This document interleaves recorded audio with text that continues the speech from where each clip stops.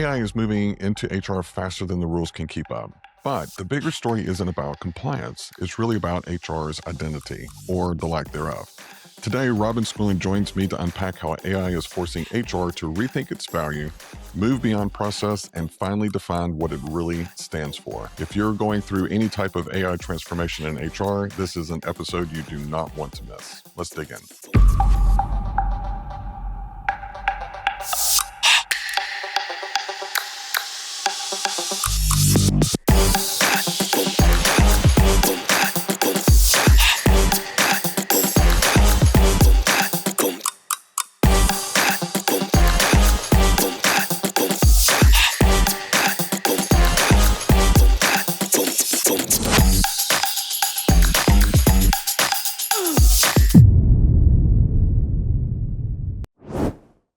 Welcome back to the Human Capitalist Podcast. I am your host, Trent Cotton, and I have got one of the loudest, most creative, and fun voices in HR. Ms. Robin Schooling has joined me. Robin, this is a long time coming. Yes. Oh my Years God, and years. why did it take us so long? I don't know. Because we're over here being loud and fun in our separate corners, and now we're bringing it together. So, I know. And I think it transformed. I missed you. Were you at yes, I was not there.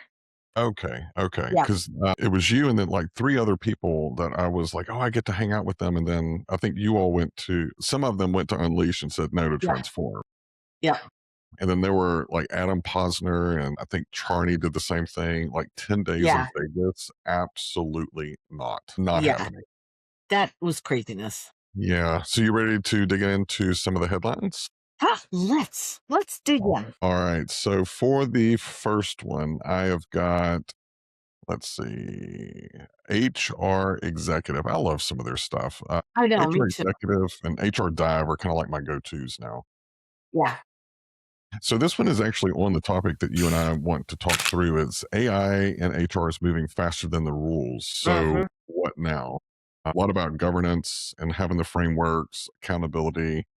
And I know we're going to probably unpack this a little bit later, but like, what are you seeing in the market? I know you're an AI advocate like I am. I mean, I think, there's validity to us having the conversation.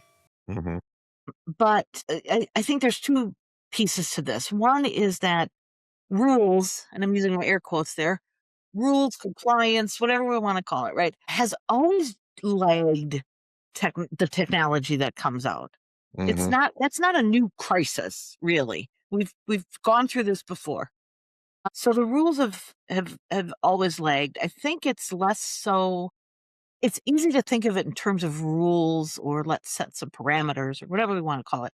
But it's thinking about the judgment that we want to bring in to the use of the technology. It's, this is things are moving so fast that writing, 10 rules or something, by the time that's handed out, there's something new. Irrelevant.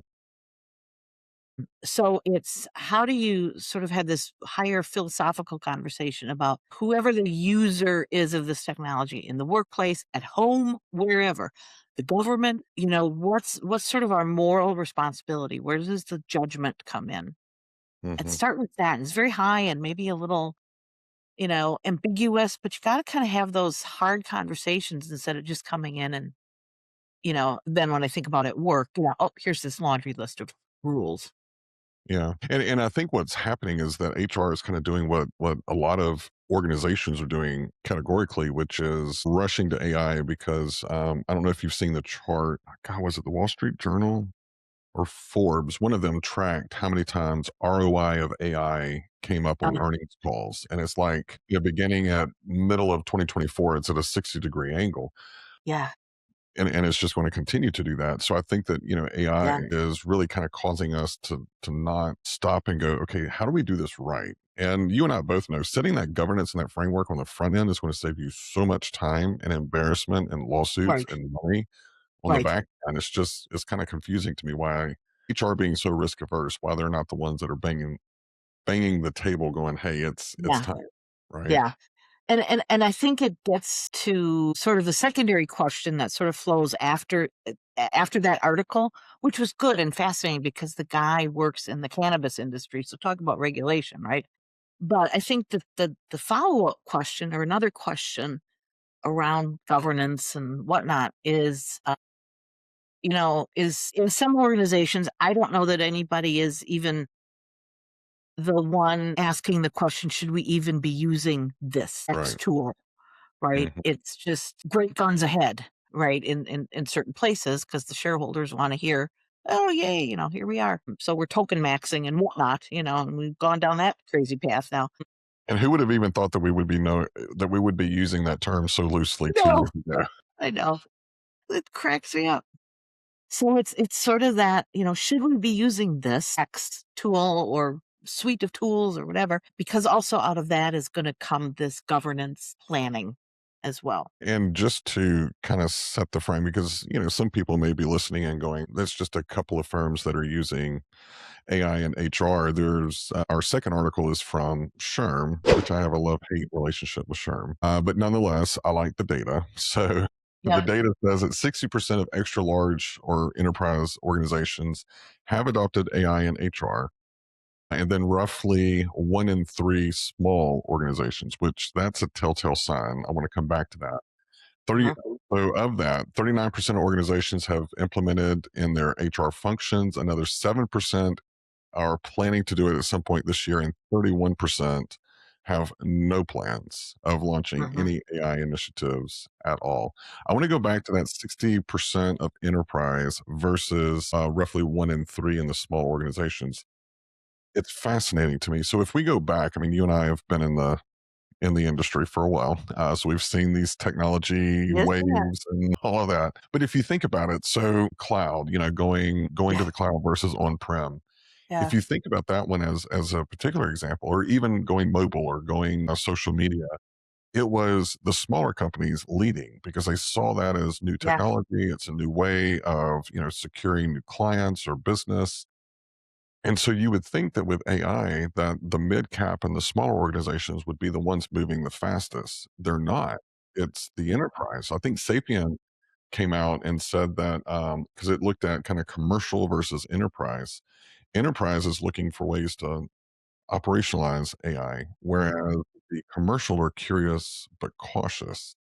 Does Mhm. that strike you as weird too, or is it just me? No, and I think, as I kind of went down that same rabbit hole and thinking, what do those numbers mean? What does that difference mean? And if we think about adoption and whatnot, I think on the enterprise side, again, you've got this pressure from, and they're under many of them, right? The ones we hear about, they're under this public, microscope, microscope, dome, whatever. And there's this pressure that they all hop on their earnings calls or whatnot and say, oh, yes, we're AI first. And, by Q3, we're going to be doing XXX. And so it's performative, I think, in some cases. Now, not to say they're not doing things, trying to operationalize things, but it's also for the theater of it. I think with smaller organizations, mid-sized organizations, especially who don't have that public eye on them, they're being what they should be, a little more exploratory. Should we be doing this? What should we be doing? Let's look at our operations or where it makes sense to bring this technology in, and maybe taking that thoughtful step as an organization. I do think, and I think we'll get into this as the show goes on.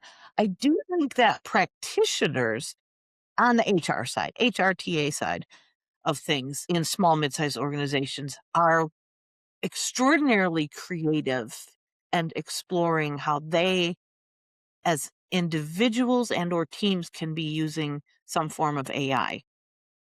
So that it's being used and it's being worked with in these SMBs. It's just not under this microscope.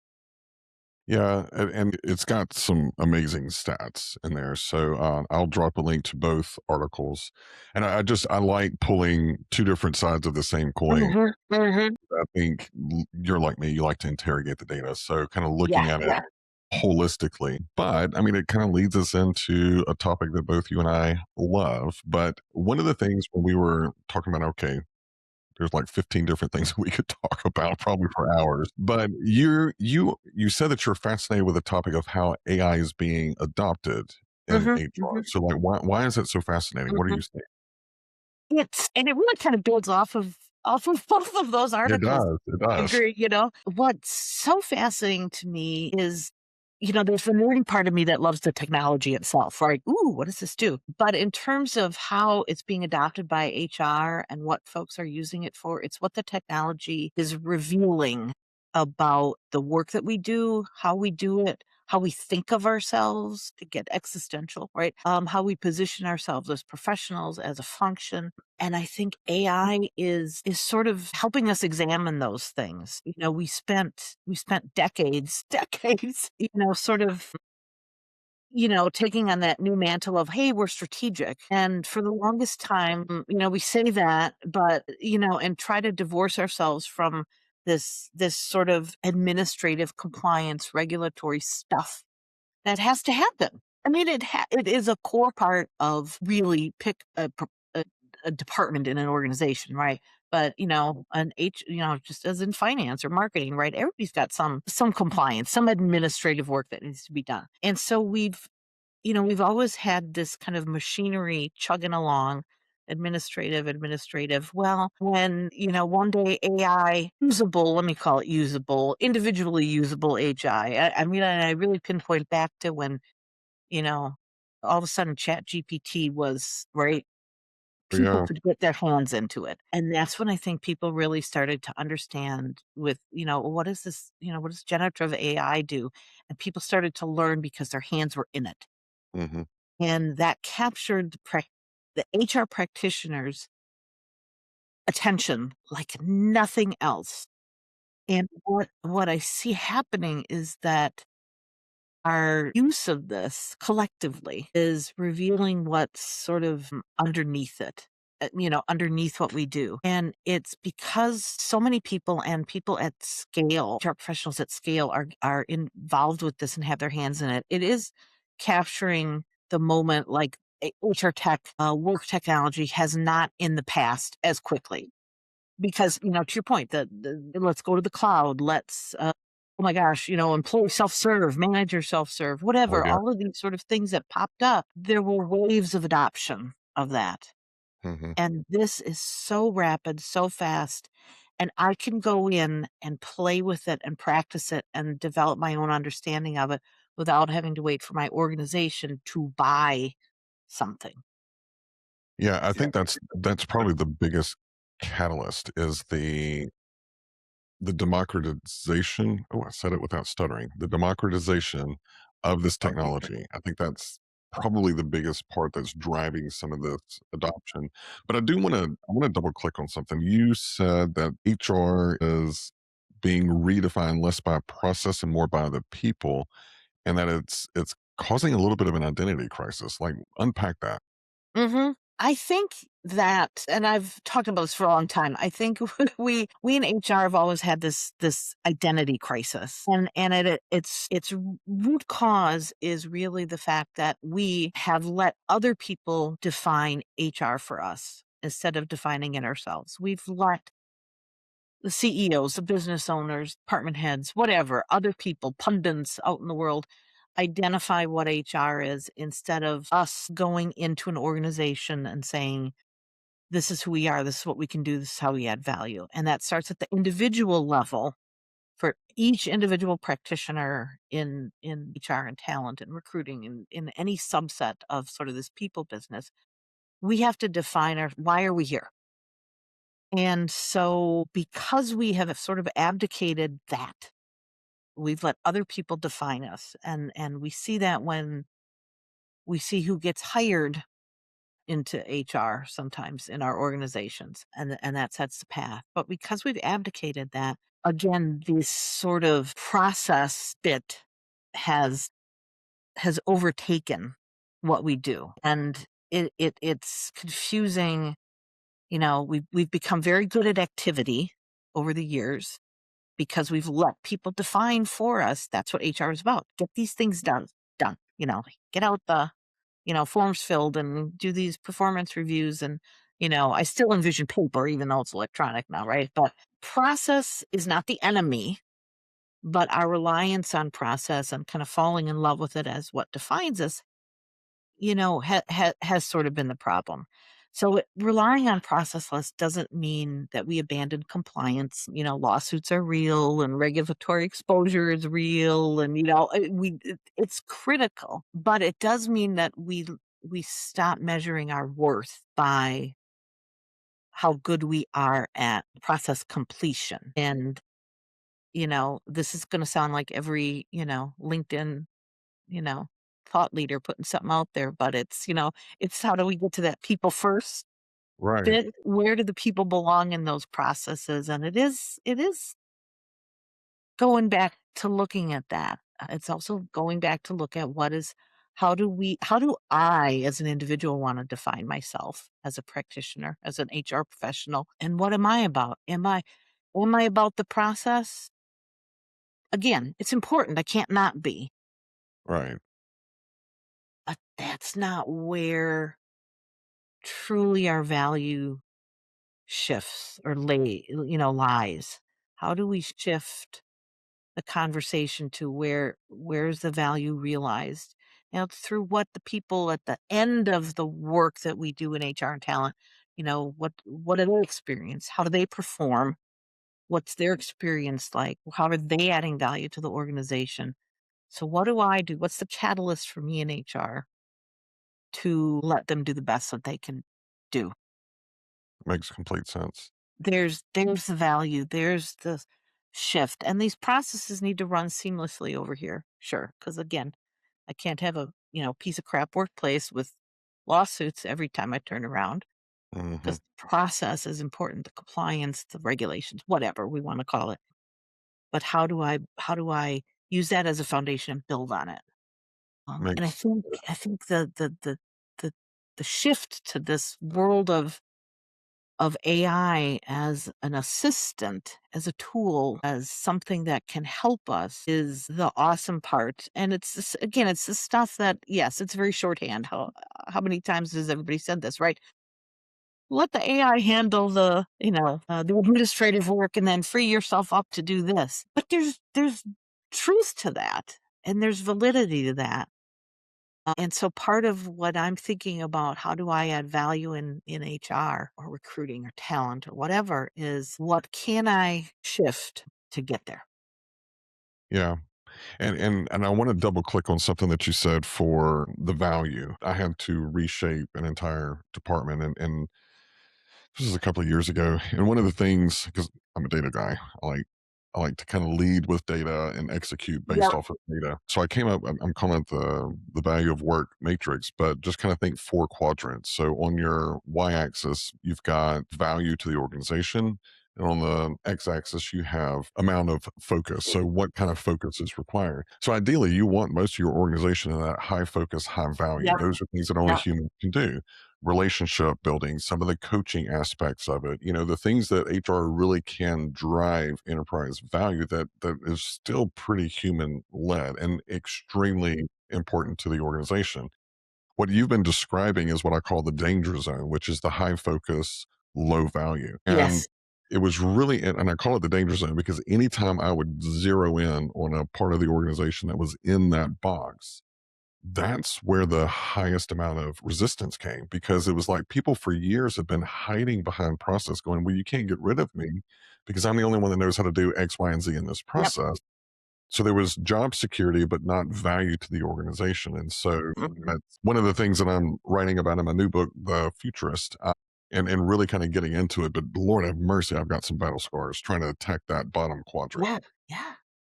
Well, and again, this becomes again part of how we in HR have let others define us Hmm. over decades, right? And so for many years, and still for many people today, and in many organizations, HR is authority. If authority, the crown that they wear comes from being, again, the holder of that knowledge, or the person in the room who knows the answer to X, keeper of information, whatever you want to call it.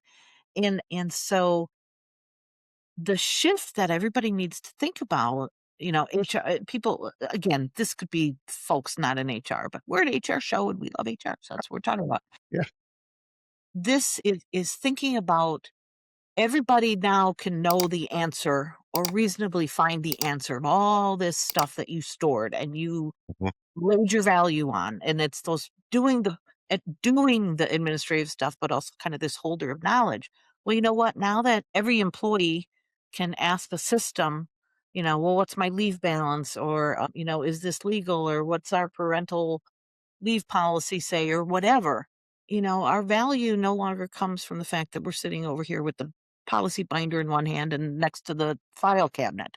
So that's part of that shift. And I don't want people to get scared about that. That's part of the evolution, but it needs to be thought about. And it's funny to me because I think so many, we talk a little bit about the process, hiding behind the process. And I think you do tap on something else in traditional HR of being the policy police. Yeah. They're the ones with the binder, they're the ones that know the law. And it's really funny. This gets back to the whole democratizing access. Hmm. In a previous life, it was a smaller company, and we had outside attorney, and there was a particular interesting FMLA situation I was dealing with in a state that was very employee friendly, and I had just never had to deal with it before. So Yeah. I had already researched using AI, just saying, hey, you are a lawyer who specializes in X state. I only want you to pull legal whatever from Yeah. state.gov, whatever that website is. And then I asked my question. And I just kind of had it as a baseline because I wanted to at least come to the attorney because you're being charged by the hour. I wanted to Right. come with, okay, I know that we can't do X, Y, and Z. This is what I Right. want to do. What am I missing? And it was interesting because the attorney wanted to kind of mansplain stuff to me. And I'm like, no, I'm tracking on this. I've got this. You know, I didn't have that before. So Right. it's kind of Right. like our hiring managers or internal managers coming to HR going, what's the policy on this? Now they have the policy. Now they're Right. coming to you to Right. advise them, not Right. tell them. And it's a different mindset that we're going to Right. have in HR. It's the It's the acceleration of, every employee that we've had over the years that came to us and said, "I know this is the law, and I'm gonna call the labor board on you." Right. Well, no, Bobby, that's actually not the law, and, Right. go right ahead and call whoever you want, because no, we're right. Yeah. Now there's people now Bobby's coming to me with, "I know this is the law," and he's maybe got a little more meat to what he thinks he's Mhm. asking as Yeah. well, so A more educated employee yeah, whenever it yeah, comes to which HR is policy an okay standards. thing. Yeah. And I think that's good. I think that's Mhm. going to force some transparency Mhm. and force some Yep. organizational change that's way long overdue. Yep.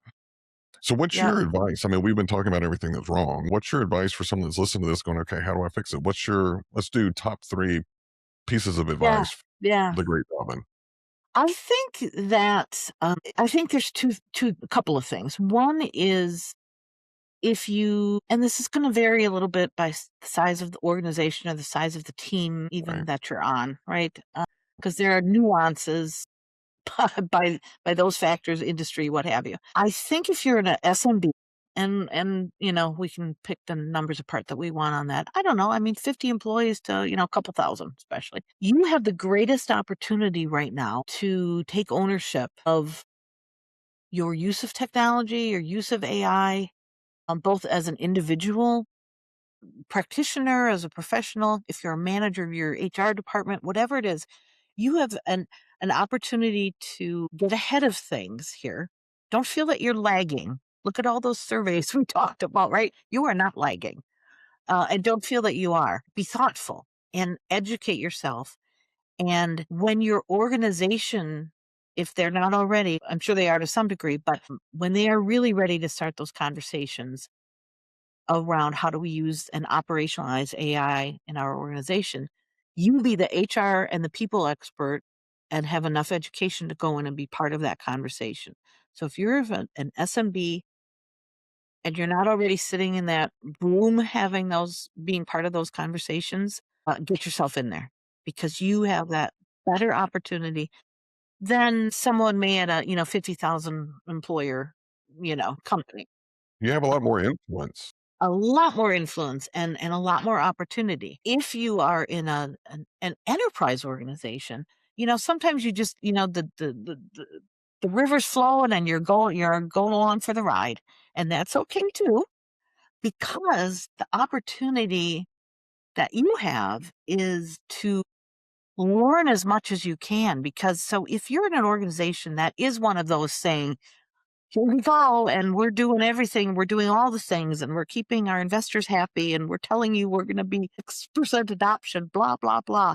And maybe part of that is we're laying stuff off and pretending we're really not because of AI, but maybe we are, who knows? But you know what? If you're there, absorb that, learn from it, take advantage of the fact that your organization is giving you these enterprise tools to use and work with and grow your understanding of them. So there's a super opportunity there for all of those folks. Small, mid-sized, doesn't matter what. I think the third thing to think about and to focus on, and you and I do this all the time, but I think so many people don't because life is busy and work is busy and it's like, you know what? I'm just going. I want people to, again, in HR, because that's my, my entire career. I want people in HR to stop and think about and take this time, especially if this is the time to do it. Stuff is changing so fast. Why do you do what you do? Why do you work in HR or talent or recruiting or whatever employee relation? Pick a subset of whatever your aim is in HR, and go through those exercises of why do I do what I do? What do I stand for? What do I believe in? What do I want? I call it writing your personal manifesto. Right. And Right. and it's why am I here and what does that look like for me to enjoy my job? But the secondary piece that comes out of that gets us right back to that bit about adding value. And it's adding value that I, as an individual contributor, worker, employee, appreciate, enjoy and appreciate. But then I carry that out further, and I think, how am I doing that in my organization with my team? If I'm an HR leader with a department, how does everybody sort of sink into that? And we're not just our world is changing. Maybe I've got a team of 10, in my HR department, and our job is changing. How do I get my 9 HR staff members to be willing to embrace that change and not be afraid and understand why they're there? And it gets a little, thinky and touchy feely, but I think that that's important for the working world. No, it makes complete sense. And I think the kind of the call to action, I think this is a perfect opportunity to really kind of reframe what HR is in your organization. Yes, There's yes, so much yes, change. Everyone in the organization is looking at their processes going, why are we doing it this way? Can we yes, automate it? Can yeah, we leverage parts of AI? So I think yeah. that's a missed opportunity. Yeah. And I think that and part of that education, and it becomes, and again, especially if you're a SMB, because we kind of talked about that already. You maybe don't have the resources or the technology in place organizationally yet, and you're kind of doing and learning on your own to some degree. And so that piece of educating yourself about what's out there becomes ever more. It's always been critical and important, but I think even more so now. I always tell people, this is like, and people are like, "What?" I'm like, "Do it." You know, Hmm. go on go book demos. You may not be in the market to go buy a new, HCM or a ATS or a LMS or whatever, but explore what's out there. You may not have the opportunity to go run around the expo hall at HR Tech, and that's fine. Not everybody can. So you know what? Do the next best thing and book some demos. And yes, you're going to get follow up emails from, the regional salesperson. So what? You need to learn what's out there and you need to understand. So you are prepared because a year from now, it's gonna be different stuff, right? But Completely. get in there now. Completely. And also too, do some research and know what questions you should be asking, because Yeah, one of the things that I found is that there is still some ambiguity in understanding of a lot of HR professionals, the difference between yes, AI and automation. Automation is not AI, it's programmatic. yes, But they're paying an yes, upcharge for automation thinking that they're getting AI, and it's not the case. So make sure that right, you go and educate right, yourselves, and then right, leverage AI and go, what questions should I be asking? Here are the problems that I'm trying to solve. Here are the vendors that I'm considering. What questions should I ask during the demo? I mean, you and I didn't have that whenever we were looking for different work tech over the last several decades. y I would have killed for something yeah, like that. yeah, yep, and I think that's such an important part because I think and for those organizations or those HR shops that are hesitant, right? I mean, everybody's a little change averse, right? But that point about automation, I think that's one to take home as well because there's so much that again, if I'm thinking, okay, maybe I'm going to look internally at my HR function process, what we do, the work that we do, and start thinking about what do we need from a tool or a Hmm. workflow standpoint. The understanding what's available just with automation is something that a lot of people don't think about. And or they might have the tools already that could assist them, and they don't even know enough about what they already have in their tech stack. Yeah, it's an interesting time. But Mm. I do want to just shift gears a little bit, because you're not just a practitioner, you're also an author. Do you want to tell us about your book? Love to. I have written I was writing, blogging for, 16 plus years now, good heavens. And so I always wanted to, I don't know, I've always liked to write. And so I've always wanted to write a book and I had starts and stops and, never did it. And then I had a near death experience end of 2024 and came out of that and thought, all right, it's now or never. And so wrote, it's called Real HR. And it actually captures a lot of things we talked about today. It's the subtitles, what it is, what it can be, and how to get there. And the thesis, I guess the overall thesis of the book really does connect to what we've talked about. It's the profession, building itself up. We have the opportunity to build what we can be and what Hmm. we should be.